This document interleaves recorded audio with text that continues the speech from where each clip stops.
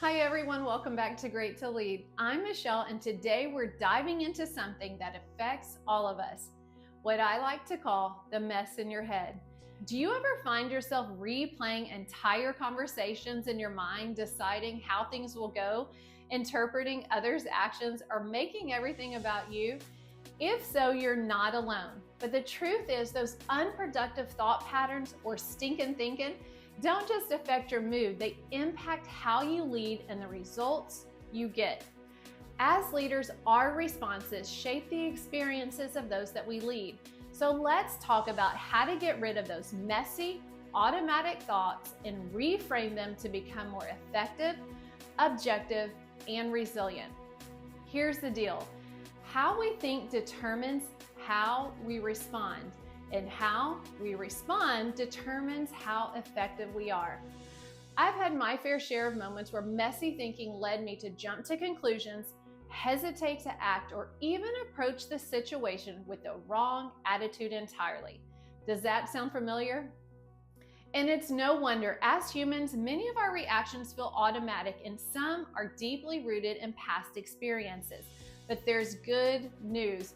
You can shift your thinking and your reactions. It just takes awareness, practice, and a little patience.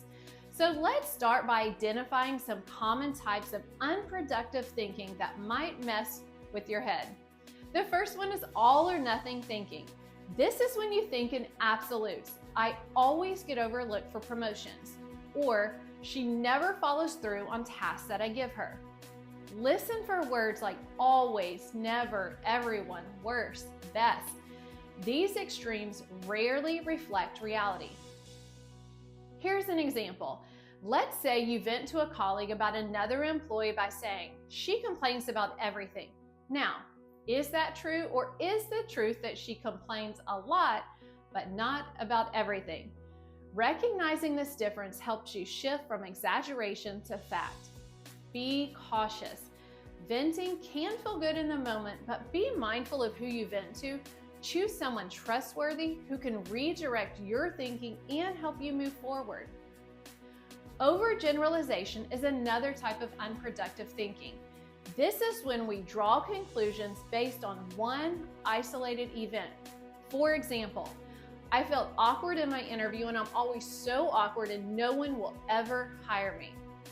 Ask yourself, am I basing this thought on facts or feelings? And what evidence supports or challenges this thought? There is also the all too familiar jumping to conclusions. This is when we think we have it all figured out, and it comes in two forms, mind reading and fortune telling. With mind reading, you may say, he canceled the meeting because he doesn't care about my ideas, when in reality, him canceling the meeting had nothing to do with you. With fortune telling, you may say, my boss will definitely hate my presentation. And that type of thinking is not fair to you or to your boss.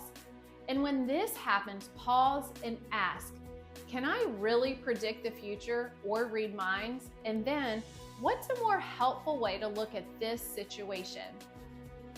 And finally, there's magnification. Here, you assume the worst possible outcome.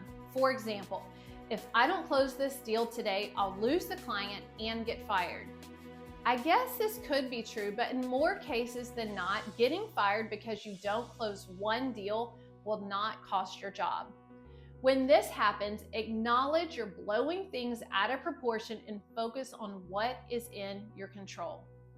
So, how can you start overcoming these thought patterns? Here are a few actionable tips. Tip number 1 is recognize it. The first step is to catch yourself in the act. If you can't recognize it, you can't change it.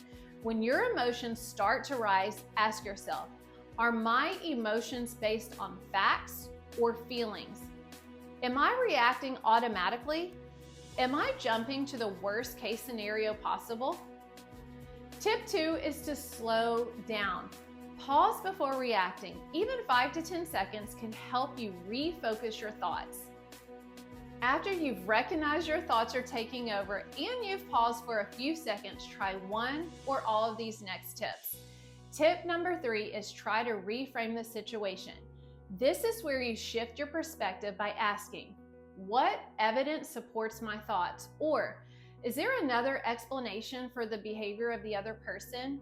For example, instead of saying she's always rude, reframe it to she was rude today. Tip number 4 is remember to act on facts, not feelings. And this is a hard one. To do this, separate what you feel from what's true. Respond to facts and not assumptions. Tip number 5 is take a step back. Imagine a colleague in your same situation. What advice would you give them? Sometimes stepping outside of yourself can provide clarity.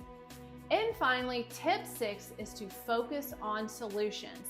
Shift your attention to what you can control. Take small, specific actions to address the situation. Now, one of the hardest emotions to manage is anger. When you're angry, it's easy to see red and act in ways you'll regret later. Anger is healthy, but you need to recognize it and approach the situation with clarity so that you can respond in the right manner.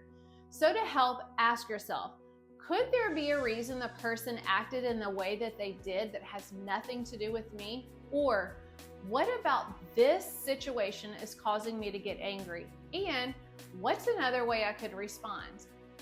Remember, perception often feels like reality, even when it isn't. As a leader, it's critical to recognize when your perception might be clouding your judgment. So here's my challenge to you.